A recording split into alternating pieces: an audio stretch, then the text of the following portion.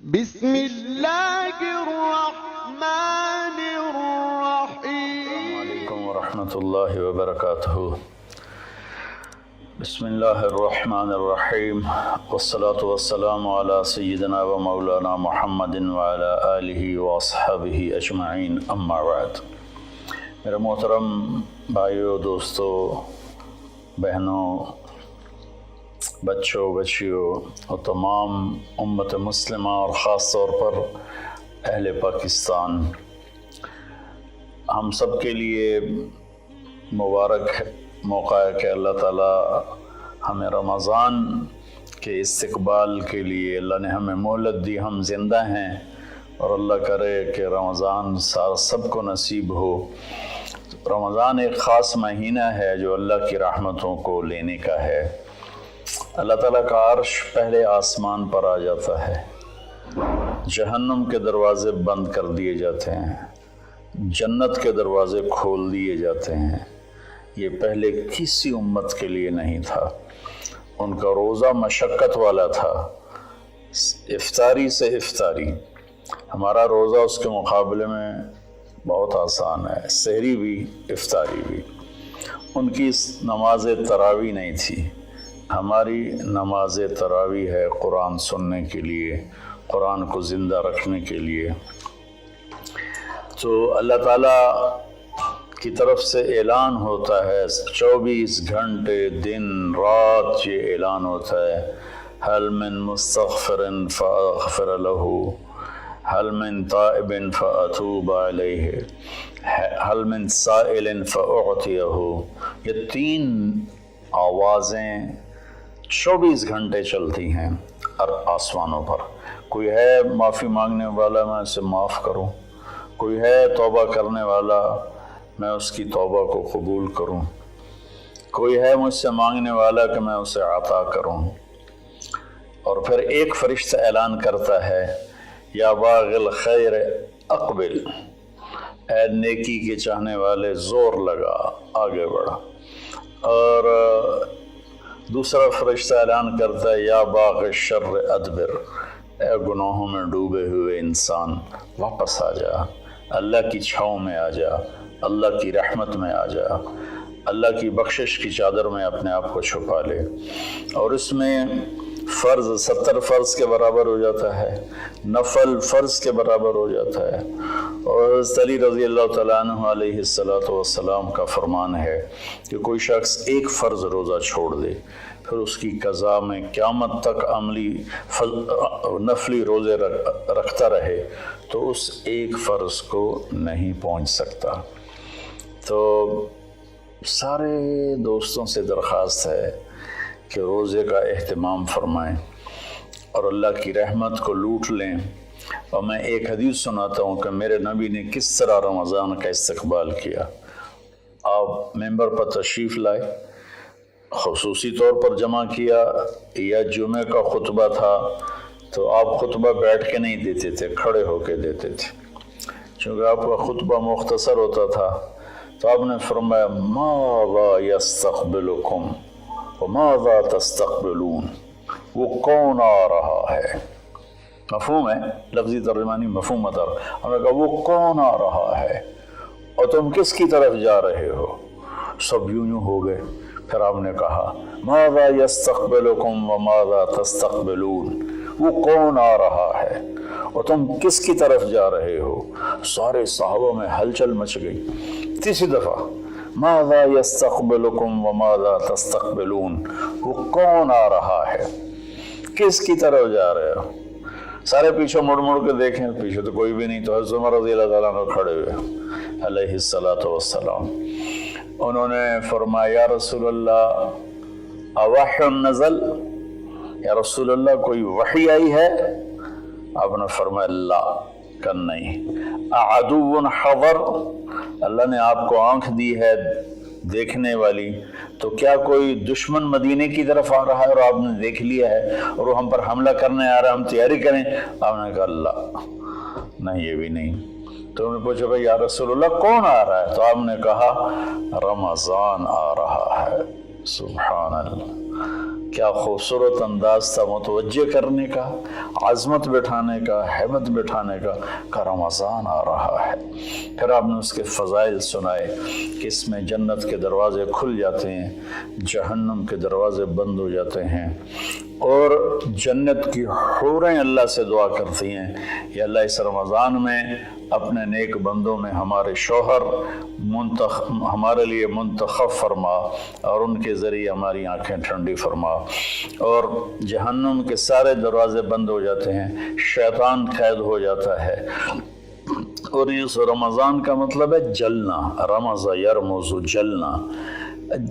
سارے مہینوں کے نام عربوں نے رکھے، محرم، صفر، ربیع الاول، ربیع الثانی سے لے کر آخر تک۔ رمضان کا نام اللہ نے قرآن میں لکھا، شہر رمضان الذی انزل فیہ القرآن، کہ یہ عرشوں پر اس مہینے کا نام تھا وہ رمضان۔ تو اس مہینے کے نام اور روزے میں کیا مطابقت ہے، ان میں جوڑ کیا ہے کہ رمضان جل جانا۔ اس میں جب کوئی روزہ رکھنے والا، روزہ رکھنے والی جب روزے رکھتا جاتا ہے تو اس کے گناہ پچھلے سال کے جلتے جاتے ہیں، جلتے جاتے ہیں، جلتے جاتے ہیں، یہاں تک کہ اللہ جیسے لوہے کو صاف کیا جاتا ہے آگ سے، اور دھاتوں کو صاف کیا جاتا ہے آگ سے، اور ظاہری میل کو صاف کیا جاتا ہے پانی سے، تو پورے سال میں جو گندگیاں ہمارے اندر گھس جاتی ہیں، کبھی حسد، کبھی بغض، کبھی کینہ، کبھی کچھ، تو اللہ تعالیٰ اس کو اندر سے کھینچ کے باہر نکال کے صاف کر دیتا ہے۔ اور عید کی رات کہتا ہے کہ فرشتوں سے جن مزدوروں نے مزدوری پوری کر دی ہو تو اس کا کیا، اس کے ساتھ کیا ہونا چاہیے، تو سب نے عرض کیا اس کو مزدوری ملنی چاہیے۔ تو پھر اللہ تعالیٰ فرماتے ہیں تم گواہ رہو، میرے بندوں نے دن میں روزہ رکھا، رات کو قیام کیا اور میرا قرآن سنا، میں اس مزدوری کے بدلے ان کے سارے گناہ معاف کرتا ہوں۔ تو میری درخواست ہے تمام بہن بھائیوں سے کہ ہم اس کی تیاری کریں۔ ایک تیاری ہوتی ہے ظاہری جو ہم چیزیں اکٹھی کرتے ہیں، ایک تیاری وہ ہے جس کے بغیر ہمارا روزہ قبول نہیں ہوگا۔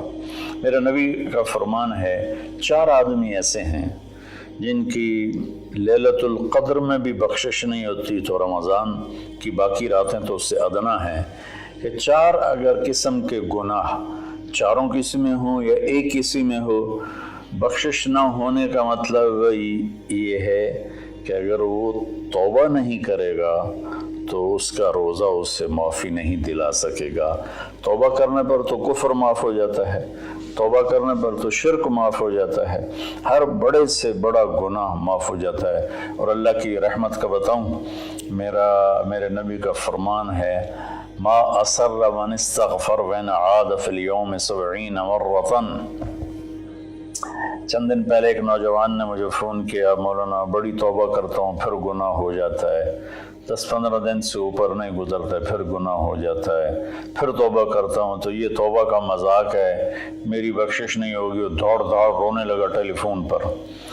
تو جب تھوڑا اس کے آنسو روکے تو میں نے اس کا بیٹا تو میں ایک حدیث سناتا ہوں کہ میرے نبی کا فرمان ہے جو دن میں 70 دفعہ توبہ توڑے، اور 70 سے مراد 10 7 70 نہیں، عربی میں 70 سے مراد ہوتا بے شمار۔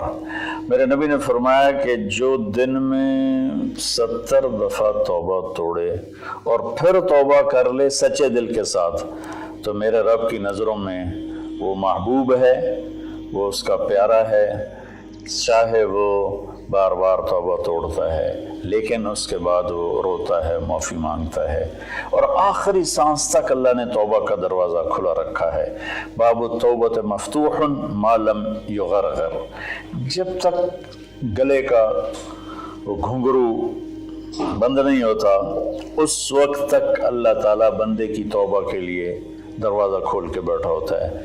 موت نظر آنے لگے پھر کہے یا اللہ میری توبہ، تو وہ قبول نہیں ہے، لیکن اس سے 1 منٹ پہلے اسے پتہ نہ ہو وہ توبہ کر لے تو اللہ اس کی توبہ معاف کرتا ہے۔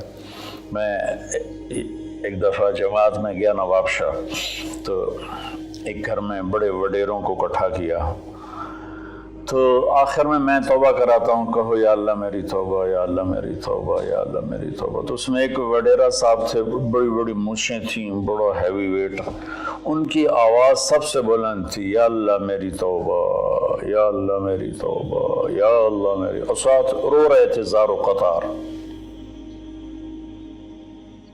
واہ میرے رب! یہ بیان تھا ظہر سے پہلے۔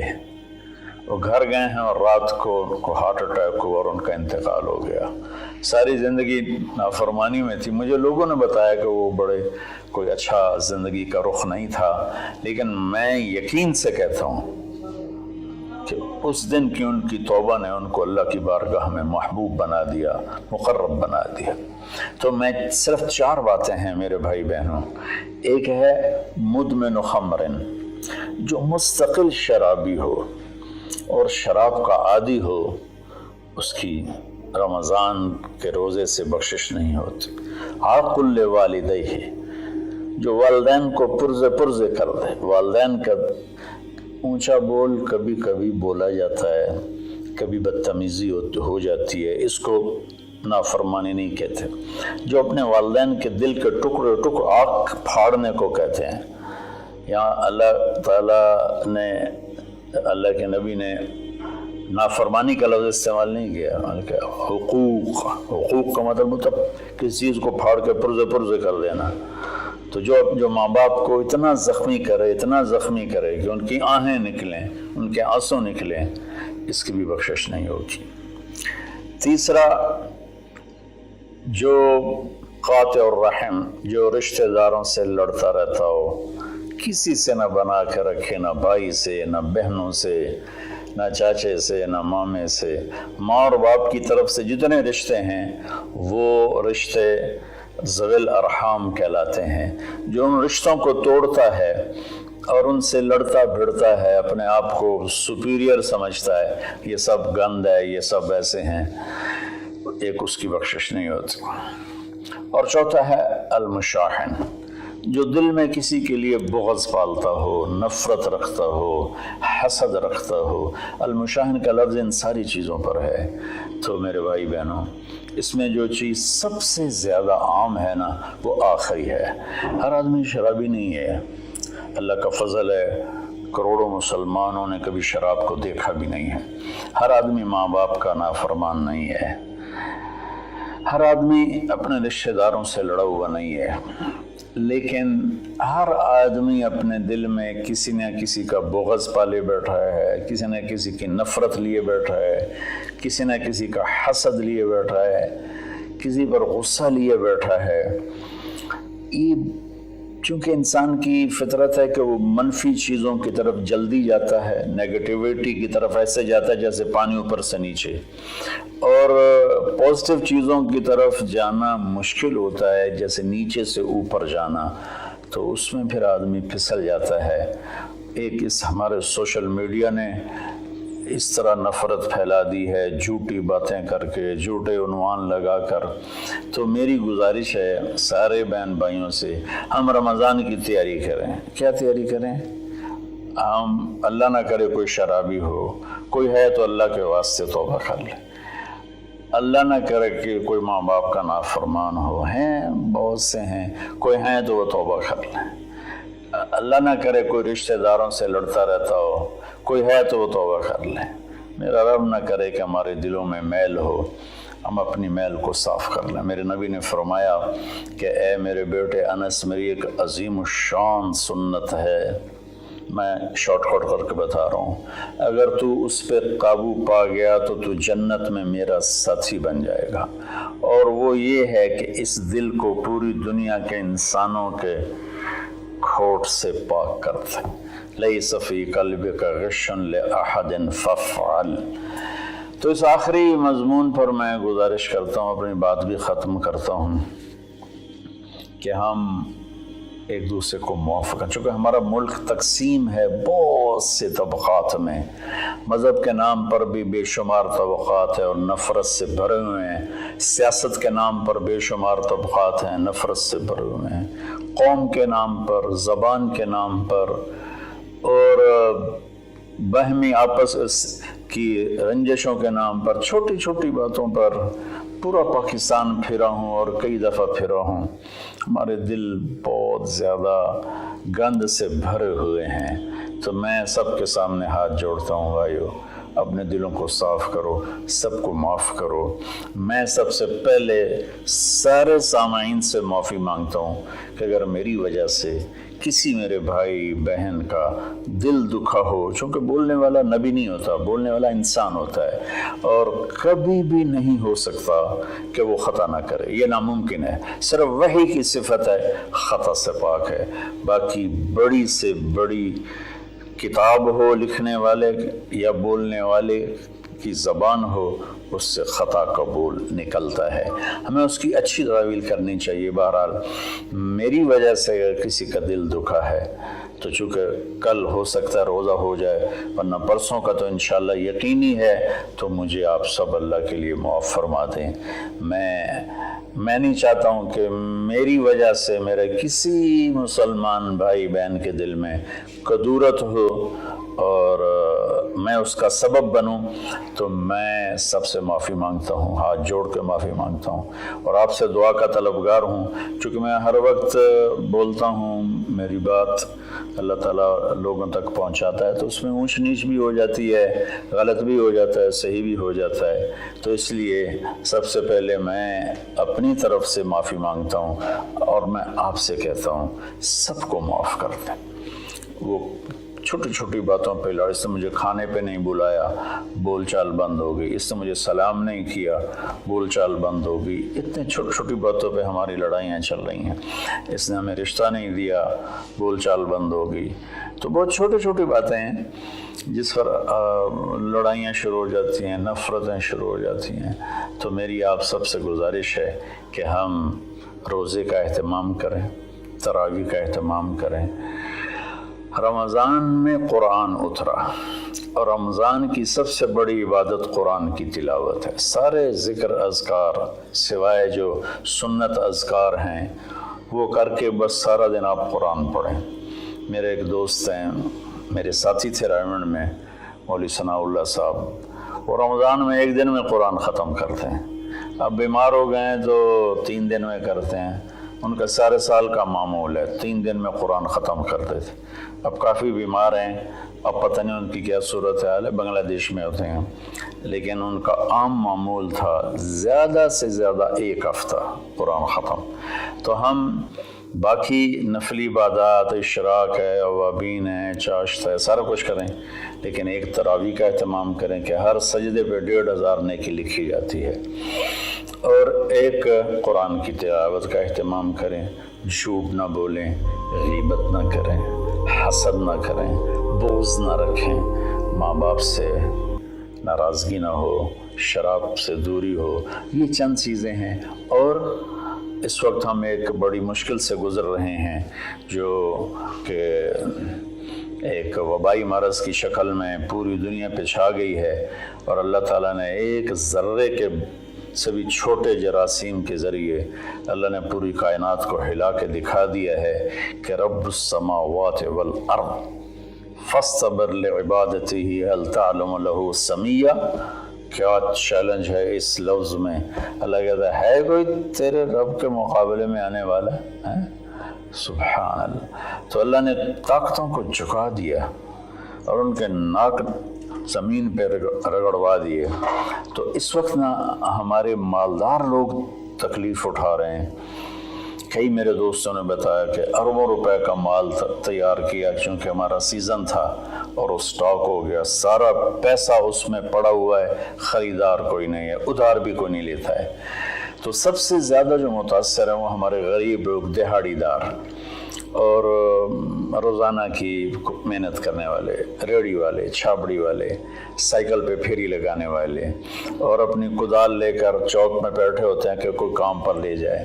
तो मैं हाथ जोड़ता हूँ, अपनी ज़कात जितनी आप निकाल सकते हैं इन गरीबों को ढूंढ ढूंढ कर इनके घरों तक पहुँचाएँ। चूँकि एक लॉकडाउन की शक्ल बनी हुई है तो احتیاط سے چلنا پھرنے کی تو اجازت ہے گورنمنٹ نے دی ہوئی ہے، تو میری درخواست ہے کہ اس وقت زکوٰۃ کا سب سے زیادہ حقدار وہ طبقہ ہے جن کے گھر میں فاقے ہیں اور چولہے نہیں جل رہے، چونکہ روز کی تازہ کھاتے تھے۔ اس وقت ہمارے غریب بہن بھائی وہ سب سے زیادہ آپ کی زکوٰۃ کے حقدار ہیں۔ کھول دو اپنے تجوریوں کے دروازے، وہ اللہ کے نام پہ دو۔ اس وقت آپ کی زکوٰۃ، صدقات، خیرات ساری کی ساری ان کو جاتی، کھانے بنا بنا کے بھیجو، راشن کے پیکٹ بنا کے بھیجو، یہ اس وقت آپ کی نوافل سے بھی بڑی عبادت ہے، اور زکوٰۃ تو ویسی فرض ہے۔ تو اللہ تعالیٰ مجھے آپ کو اس رمضان میں زندہ بھی رکھے اور اس کے آداب کے مطابق ہمیں کام کرنے کی توفیق دے۔